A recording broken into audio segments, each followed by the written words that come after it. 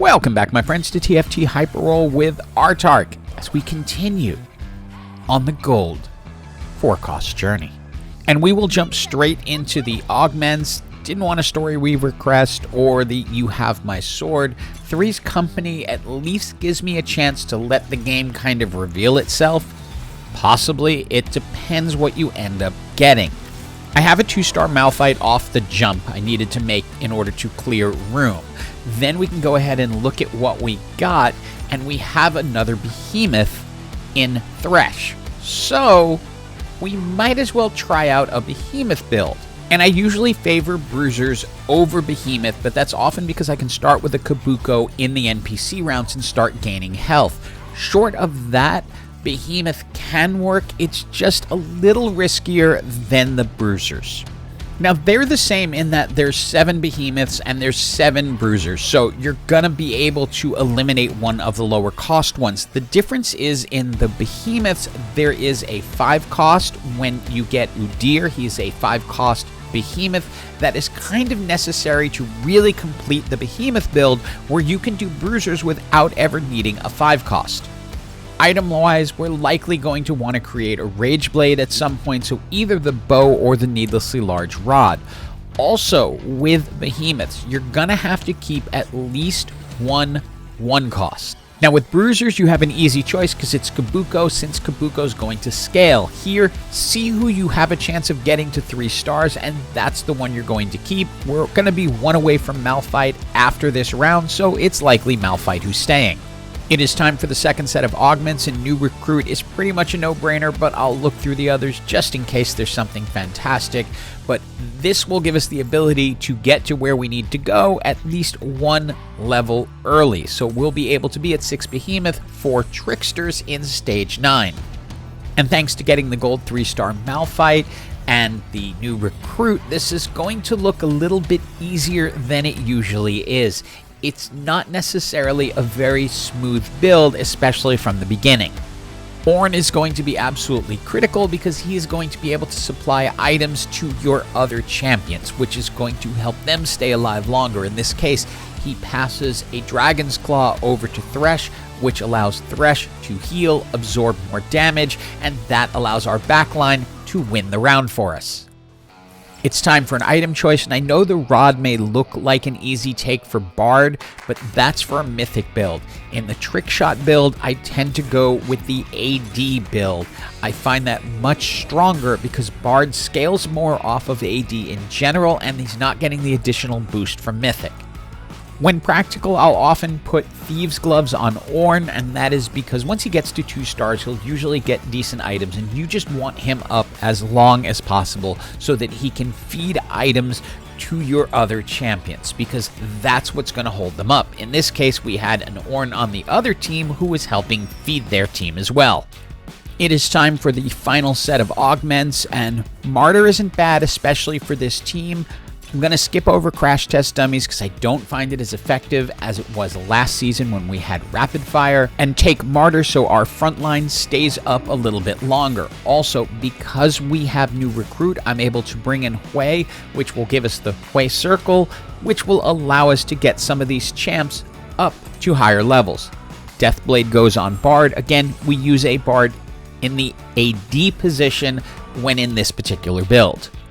And to be perfectly honest, I'm not a fan of Hwei as a champion in this set, simply because I think he contributes to the bigger problem of the set, is that it requires so many 3-star champs in order to set up a win condition, and Hwei becomes a little bit necessary to getting there. Now, at this moment, we're just going to try to get Sivir up because she'll get 1 each round. But still, at 1 star, Hwei's going to create a 4 cost in 2 fights, which if you end up getting a fairly early Hwei, as we did here, that can definitely tilt the odds strongly in your favor of getting the champs that you need. And Hwei does a decent amount of damage for a legendary champ with that type of bonus. And in this next fight, you can see a little bit of what I'm talking about. We've gone to our 6 Behemoths, although we don't have our ultimate Behemoth in yet. We also have Bard in the full AD position with Bard sitting on the Hwei Circle. Now, Hwei has no items and is 1 star, but is mythic, so is getting a bonus there because we have 3 mythics now. But not only is Hwei healing our frontline and being able to create additional bards, but you'll see at the end the damage charts, even that 1 cost is doing more than our 3-star Sivir. We used our champion duplicator to bring Hwei up to 2 stars. We are now guaranteed a gold 3-star bard after this fight, win or lose, because Hwei is going to create one. But we're not really in much of a position to lose because the healing on our front line and our back line is so strong that we're pretty much going to win. And you can see here we now get our gold 3-star bard. We're also able to pick up an additional Kai'Sa and the Zyre we're going to need to make our 4th trick shot. However, we've also landed ourselves in a tiny bit of a pickle because we ultimately want to bring Udyr in. He's our legendary behemoth, but we don't want to take Cho out because of Cho we have mythic right now, and normally Cho would be the one to go. We can grab the Warmogs from Malphite here since Malphite is gold 3 stars, and we don't want to take that out either.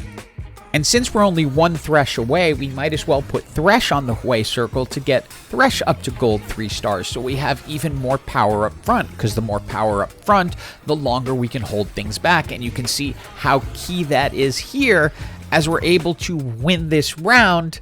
And you can say it with me now, we are into the top 4 and have a decision to make. At what point we will take the Rageblade to go on Kai'Sa. We ended up not needing Hwei to get Thresh up, but those 2 stacks essentially don't go away.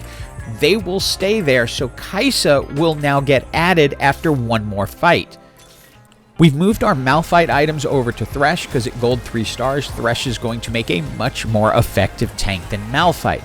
We've also given up on the concept for now of going to 4 trick shots and instead hoping to get Udyr in as an additional frontliner and then just keep Hwei in the background because Bard is doing a ton of damage from that corner and the front line is holding up well enough that I don't feel like we need to bring in that final trick shot to continue winning. It is time for the final 2 item choices of the game since we're not running a Lissandra and we want to build up Kai'Sa a little bit more, so Infinity Edge goes on Kai'Sa. We also are going to look through and see what we can pick up. An additional Udyr. We could, if we get enough of them, put Udyr on the Hwei circle and maybe get to a 3-star Udyr. Right now, we're sticking with Kai'Sa on there, and once we're able to get an additional Kai'Sa, we can go ahead and buy her. The next item, love to have a Kai'Sa item, we can go with Giant Slayer so she can tear through her front line. Now in this fight, we're sort of testing the theory, can we live without the 4th trick shot? I feel we could get away with it because Udyr is pretty strong, our front line is pretty strong, having a 7th behemoth doesn't hurt because they just sort of impact each other, so having that additional does, even though you're not ticking anything, it doesn't take away from it.